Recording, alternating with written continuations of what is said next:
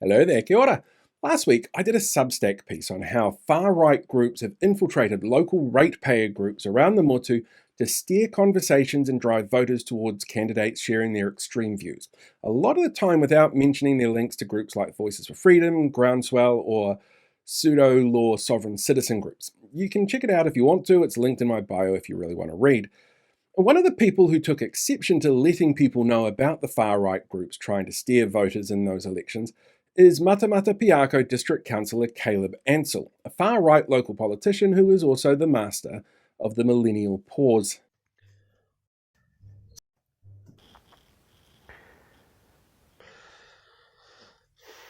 Caleb's claimed he's asked me for a debate. I think he's referring to the comment he made on the Facebook post about the article, and when he got a response pointing out what actions make him far right, he decided to jump on TikTok and try to emasculate me into a debate and question my methods. Well, Paul, I publicly challenge you to explain yourself. You don't get to level accusations, make statements about people without backing them up with evidence. Now's your time to shine, sweetheart. If you've got the balls, you can debate me in public. Man up, Paul, man up. Which sounded like a great way to volunteer as a teaching experience, because Caleb is actually a really great example of someone on the far right who edits his content back catalogue to downplay some of his more controversial beliefs and interactions, as well as being helped a little bit by his relative obscurity. And there are a number of local election candidates who do this, which means voters can't make informed decisions because they don't have access to all the information that can help them make a decision based on what they believe is important for their area. So let's start with what the far right actually is. Collins Dictionary defines it as the more extreme supporter or advocate of social, political, or economic conservatism, or reaction based on generally held beliefs that things are better if they're left unchanged. But it should also be noted that international media, political scientists, and historians all have differing views of what is considered far right. And that definition is also dependent on local political discourse and paradigms, and that difference in definition is often used to make the claim that someone can't be far right because a definition doesn't match their specific situation. Social psychologists highlight that men, people with lower incomes coupled with lower educational levels, are the most susceptible to falling into the far right, but they're certainly not exclusive to it. And they tend to have a thing for authoritarianism, social dominance orientation, outgroup prejudice, and a strong admiration of hierarchy and authority.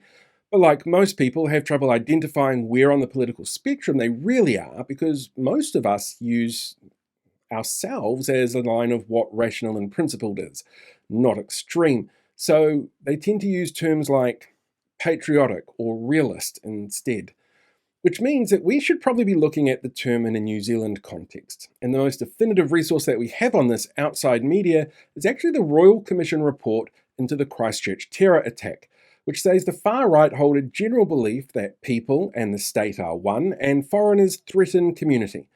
It highlights an occupation with ideologies, orientations, and patterns of thinking around nationalism that holds up quote-unquote Western values and claims that these are under threat when people and ideas don't match their ideology. They tend to be sexist, anti-feminist, and susceptible to conspiracy theories, particularly around governance, and QAnon gets a specific mention in the report. But they're not usually violent and often prefer to change systems within a democratic framework, preferably a framework that they get to define. Although social psychologists also point out that the rise of the far right does tend to lead to an increase in hate crimes and racist assaults. So let's use that framework here. Let's start with nationalism, the extreme support of your nation that then surpasses individual groups or interests. Online comments like this one saying the country's in peril. There's anti-COVID mitigation comments, which he called tyrannical, and this one where he calls the government psychopathic and media corrupt for telling people to mask up to stop the spread of viruses. There's this interview with Coromandel CFM where he uses lines from the Great Replacement conspiracy to scare people about the number of migrants coming into the country. I didn't think that 20 years ago, him saying if we don't close our borders down to only the essentials, we're going to have problems culturally and societally. And lo and behold, he's right. When you bring in 100,000 people a year who don't contribute to anyone and have a sense of entitlement, don't be surprised when the system collapses, because you've now got 100,000 minimum wage labourers who are prepared to do anything at any cost to work for minimum wage, and it drives New Zealanders out of employment. There's videos like this one where he chastises the Prime Minister for making Ramadan greetings because he believes the country's a Christian one. The annoying thing about having a supposedly Christian Prime Minister is he spends more time wishing Muslims an Eid Mubarak and a happy Ramadan and everyone else's religion when he's not actually looking at the religion of this country. This has been a Christian country from its foundation. Which it isn't, and religion's not mentioned in our founding document. There's comments like this on a post by Neil deGrasse Tyson asking how America would deal with Jesus today, showing where his Western values base is built from. Or this one, supporting the end of Islam that vilifies the faith. And when it comes to nationalism, there's comments demanding respect for the Prime Minister as leader of the nation. I do find it interesting that the conference started with a 47-minute message from Tory Farnell, Mayor of Wellington, while only allocating the leader of the country, the Right Honourable Prime Minister, 10 minutes for his talk. Calling green policies antithetical to modern New Zealanders' beliefs. Actually, quite a few people in the Greens are like that. They're not well. They're not really fit for the purpose of Parliament. It's just that their politics is so out of touch with what's happening with real New Zealand. The Green Party are turning up and saying, well, this movement here is being discriminated against. And the Green Party, right, they're supposed to be the tolerant, loving party in Parliament, right? They support Hamas, who are a terrorist organisation, who aspire in their own charter to wipe Israel off the map.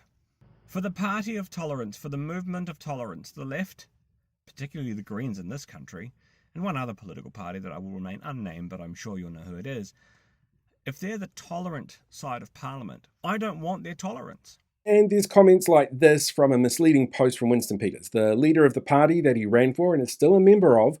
And the thing that's misleading about this number is a worst case scenario is what it is, based on a lack of action from the government over a decade. And if the government actually was to work on meeting this deadline now, to do the Paris Accord, it would actually cost us about the same as the amount of money that was given to landlords for their tax breaks over a decade. So what about orientations? So this isn't about sexuality. Orientation in political psychology is about self-reported belief structures on how society should function, which incorporates their personal belief structure. And psychologists have found that when it comes to a conservative and far-right orientation, they focus on a support of prejudices. They consider anything differing from their worldview to be a threat to what they consider norms, and a belief that some groups are inherently better than others. If we take a look at how Caleb deals with groups he's not a part of, we see a really specific pattern. Caleb is a Christian fundamentalist. We've seen him agree with calls to wipe out an entire religion.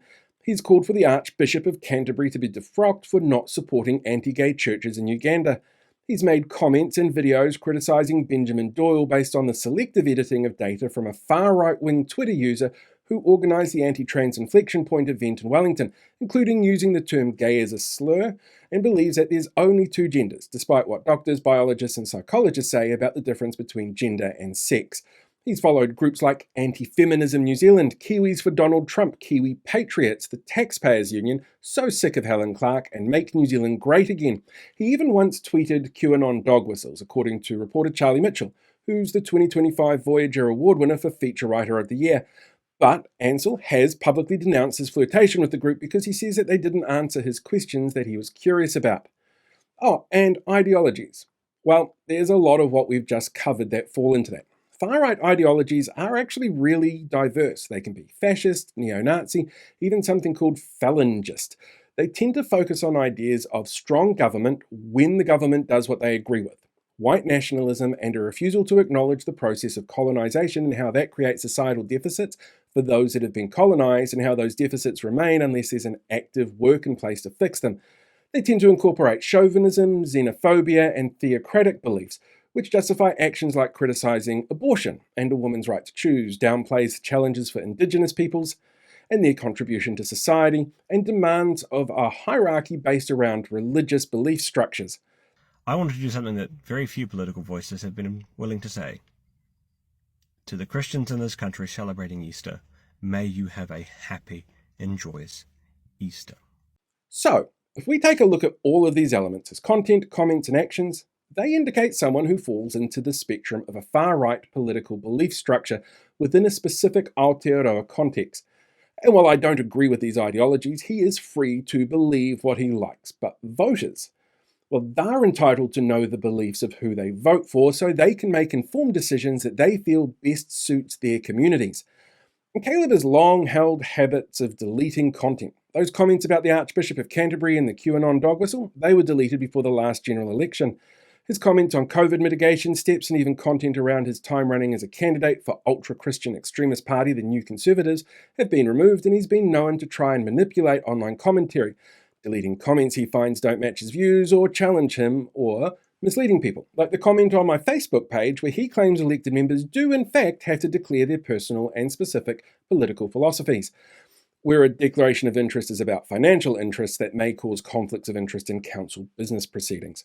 Caleb is a fantastic example of why it is so important to do research into candidates before you vote for them. Do the women of Matamata Piako want to vote for someone who tries to mansplain pay equity to them? The other day I said I was off to do a real job, and that's because my job has changed. As you can tell by the hivers, it's outside. That is to say that the nurses and healthcare workers, teachers, teacherettes, all those who feel like their pay isn't equal to men, their job is respectable, their job is commendable, and it is needed. But the law is very clear. In 1972, it became a crime to pay a woman less than it is to pay a man, and vice versa, if the conditions are the same. Do members of Ngāti Huia, the iwi where Tamihana and the Kingmakers descend from, want a councillor who believes that Māori ceded sovereignty? The chiefs, both who had signed He Whakaputanga, and those that had not signed He Whakaputanga, ceded sovereignty to the British Crown. Do Muslims in the area want a councillor who agrees with calls to end their religious beliefs and freedoms to enforce Christian ones? Do the rainbow community there want someone representing them who use the term gay as a slur?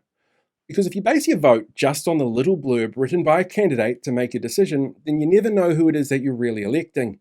Even a quick Google search can be misleading. The content Caleb makes is actually buried 4 pages into Google results. When was the last time you went 4 pages into Google results? The first 2 results were written by him to sell himself to voters. The second 2 results are functionary results from Matamata Piako District Council, and the rest are either very thin on detail or about people with the same name. And now, this information will be out there. And as Caleb said himself, he stands by what he said online. And I stand by what I say. And I know nothing I say here will change his worldview, because almost everyone believes they're the reasonable one. And it can be hard to see ourselves in any other way. The cognitive dissonance it causes us is extreme. It's actually the reason why Nobel Prize winner Bertrand Russell famously refused to debate with those on the far right. He knew it wouldn't make a difference to those he debated, and it would use his name to normalize beliefs he didn't agree with, because of the harms that they can cause a variety of communities. But by helping those communities become aware of those potential harms, you can ensure those communities get to make informed decisions about those representing them, and making decisions that will impact their day-to-day lives and the place that they call home in this year's upcoming local body elections.